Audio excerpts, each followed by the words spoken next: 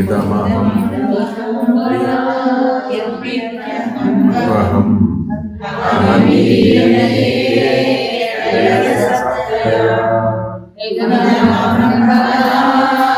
నిత్యమంతం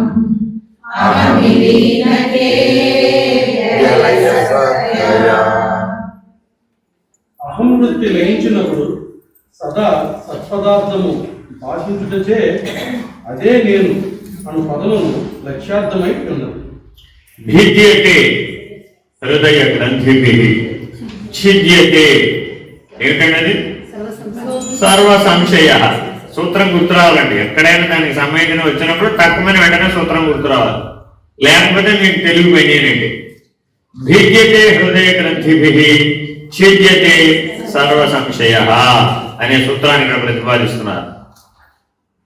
ఎప్పుడైతే అంశాత్మ పూర్ణాత్మలో లయించిందో, కేవలం పూర్ణాత్మ మాత్రమే శేషించిందో, పరమాత్మ మాత్రమే శేషించిందో, ఆ పరమాత్మ మాత్రమే అనుభూతమవుతుందో, దర్శింపబడుతోందో, నిర్ణయించబడుతోందో అక్కడ మాట్లాడుతున్నాడు.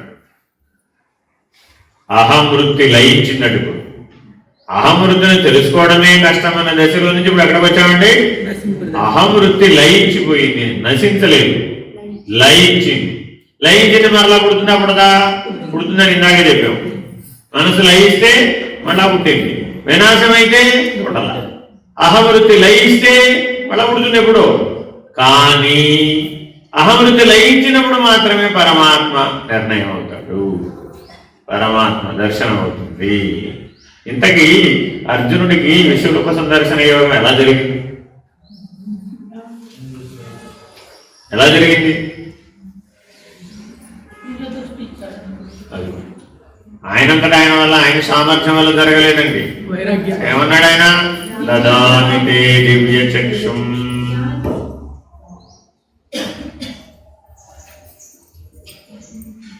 ఆయన కూడా మనలాగా సాధన చేసుకుని ఆత్మదర్శనం, చిత్రదర్శనం, తత్వదర్శనం అయి అహం వృత్తి లయించి నన్ను చూడడానికి రాబో అన్నాడు అనుకో, మహాభారత యుద్ధం ఇంకో యుగం తర్వాత.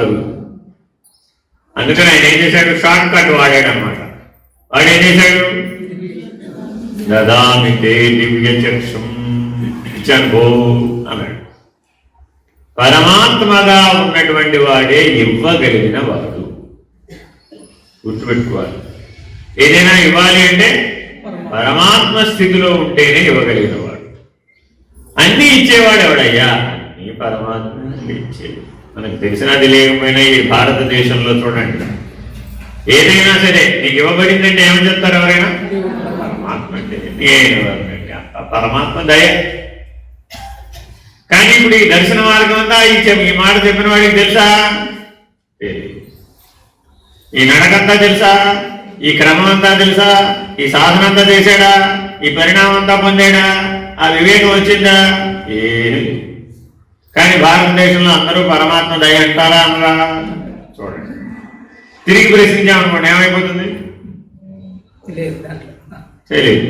కాబట్టి సామాన్యుడికి, సాధకుడికి, శిష్యుడికి, సిద్ధుడికి ఇంత పేరు. ఇక్కడ దాకా వచ్చిన వాడెవడెప్పుడు? అహం వృత్తి లయించిన వాడెవడు? జ్ఞాని. అహం వృత్తిని తెలుసుకున్నవాడు శిష్యుడు, అహం వృత్తి లయించిన వాడు జ్ఞాని. ఈ జ్ఞాని సంగతి ఇక్కడి నుంచి చెప్తున్నారు. ఇక్కడి నుంచి చెప్పేదంతా కూడా పై మెట్టు, పై మాట అంటాం. దీన్ని ఇదంతా ఏమంటాం? పై మాట. ఆ మాట మా గురువు గారు బలరామకృష్ణయ్య గారు అనేవారు. ఓ అది పై మాట కదా అనేవారు. పై మాట అంటే అర్థం ఏంటి? సూర్యమండలానికి అవతల. పై మాట అంటే ఏంటి? సూర్యమండలానికి అవతల, యువతల కాదు. అంటే వాడికి పైతృక తర్పణం ఉండదన్నమాట. తర్పణాలు ఎన్ని రకాలు తెలుసా మీకు? ఎవరికైనా మీకు తెలిసి ఉంటుంది.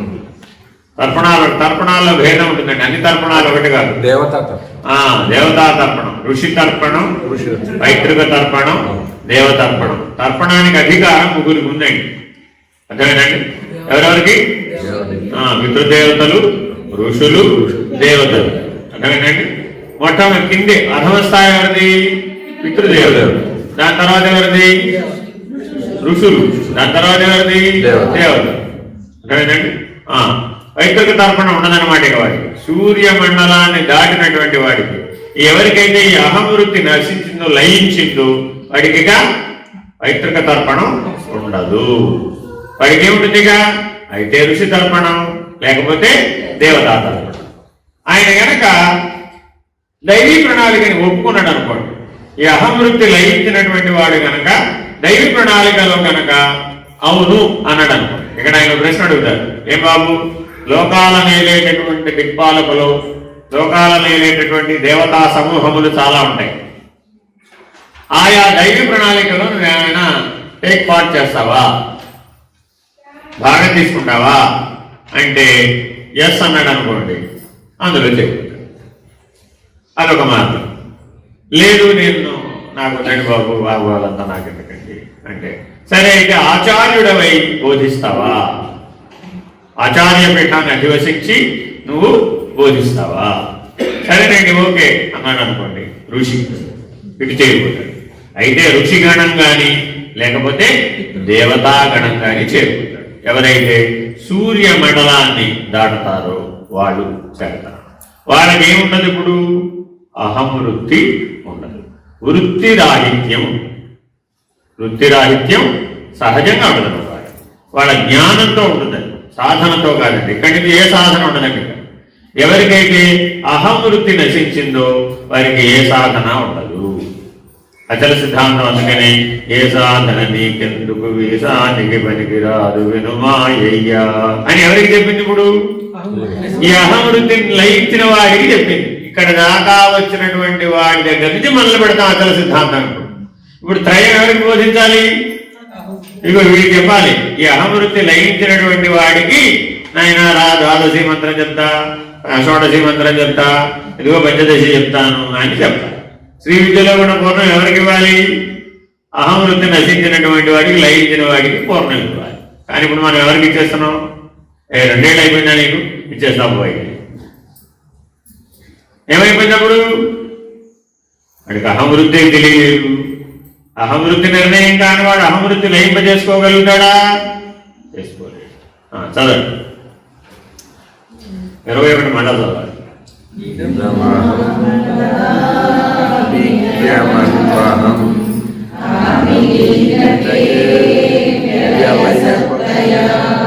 ఏదైతే అహం లయించినప్పుడు నిర్ణయించబడుతుందో అదే సత్.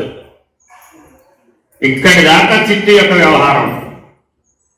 అహంవృత్తి అంతా చిత్ అన్నమాట. అహంవృత్తి లయిస్తే మిగిలింది సత్. ఎప్పుడు గుర్తుపెట్టుకోండి, సత్తుని ఎక్కడి నుంచి తేలేదు, అది ఎప్పుడు ఉన్నది, ఉనికి. సత్ అనేనండి ఉనికి, ఎప్పుడూ ఉంటుంది. అది మిగులుతుంది ఎప్పుడు? శేషించున్నది ఆత్మ. ఆత్మకి నిర్ణయాన్ని చెప్పాలంటే శేషించున్నది ఆత్మ. లయించేవన్నీ లయించగా ఏదైనా మిగిలిందనుకోండి, స ఆత్మ అంతే. అంటే సచ్చిదానందములో ఆనందం లేకుండా పోతుంది, చిత్తు లేకుండా పోతుంది. ఏది మిగిలిపోతుంది? సత్తు మిగిలిపోతుంది. ఇప్పుడు ఈ అహంవృత్తి నశించిపోయిన వాడి దగ్గరికి వెళ్ళి ఏమంటే మీకు ఏది ఆనందాన్ని ఇస్తుంది అని అడిగారు, ఏం చెప్తాడు? నేనే లేదు. నేను లేనా? నేననే వృత్తి లేదా? నేను లేనా? నేననే వృత్తి లేదా? ఇప్పుడు వృత్తి లేదంటే సత్తు మిగిలే ఉంది. సత్తునంత వరకు నేను ఉంటుంది. అర్థమైందండి? సద్రహితమైతే తప్ప నేను లేకుండా. ఇప్పటి వరకు దేని దాటాడు? ఆనందాన్ని దాటాడు, చిత్తుని దాటాడు. ఇప్పటివరకు ఏమైపోయినాయి? ఆనందం పోయింది, చిత్తు పోయింది, సచ్చిదానందంలో సత్తు మిగిలింది. ఇప్పుడు ఇక్కడి నుంచి ఆనందము, చిత్తు, జ్ఞానము అనంతంగా మారిపోతాయి. కేవలం సత్తు మాత్రమే మిగిలి ఉన్నప్పుడు ఈ చిత్తు, ఆనందములు, జ్ఞానము అనంతంగా మారిపోతాయి. సత్యం జ్ఞానమనంతం బ్రహ్మ. అహంవృత్తి లయించేంత వరకు సచ్చిదానందం బ్రహ్మేతి. సచ్చిదానందం బ్రహ్మేతి.